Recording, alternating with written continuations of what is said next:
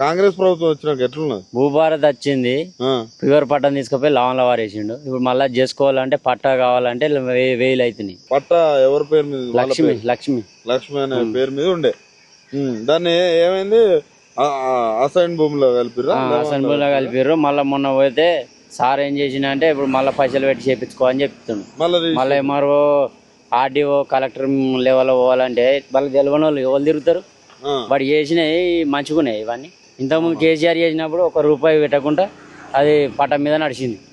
ఇప్పుడు మళ్ళీ అది చేసుకోవాలంటే వాళ్ళు 50,000 పెట్టి ఎడకెళ్ళి చేసుకుంటారు. లేనోళ్ళైనా ఇది ఏమన్నా పద్ధతేనా? ఎట్లుంది కాంగ్రెస్ వచ్చినాక రైతులు ఏం మంచిగా తులం బంగారం అవుతానా? ఏది లేదు. అంతేనా?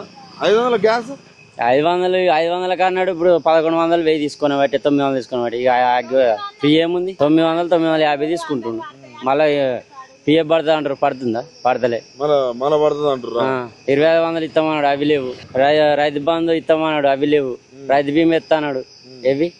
ఆయన స్టేజ్ల మీద అన్ని ఇస్తాను అంటాను కానీ నువ్వు ఇస్తలేడు అంటాను. మరి ఆయన స్టేజ్ల మీద అబద్ధం చెప్తాడే ఒక ముఖ్యమంత్రి. అన్ని అబద్ధాలే.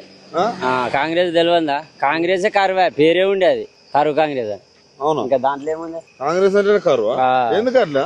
పొలాలని ఎండిపోయినాయి. ఏమన్నా 10 ఏళ్ళ పొలం ఎండిపోయింది, ఒక గుంట ఎండిపోలే ఉంది. ఈసారి మొత్తం ఎండిపోయినాయి. ఎందుకు ఎండిపోయింది? మంచి బోర్లు ఎత్తేసినాయి. కరువు, నీళ్లు లేక భూమిలో. కేసీఆర్ మరి కేసీఆర్ 10 ఏళ్ళు పాలన చేసిండు. 10 ఏళ్ళు ఒక బోర్ ఎండిపోలే, ఒక్క చెరువు ఎండిపోలే. చెరువులు అన్ని ఎండిపోయినాయి. కాళేశ్వరం ఎన్నడూ ఖాళీ కాలే, ఈసారి మొత్తం ఎండిపోయింది. అసలు కాళేశ్వరం వల్ల మీకు యూజ్ లేదన్నారు కదా? యూజ్ ఉండని లేకపోని చెల్లర అయితే నిండాలి కదా. మరి ఏ చెరువు నింపిరు? వాడు చేసిన పాలన నువ్వు చేసింది ఏముంది? ఏం లేదు. ఢిల్లీకి 30 సార్లు పోతున్నావు, వస్తున్నావు. ₹10 ఖర్చు నీతో కానీ లాభం లేదు.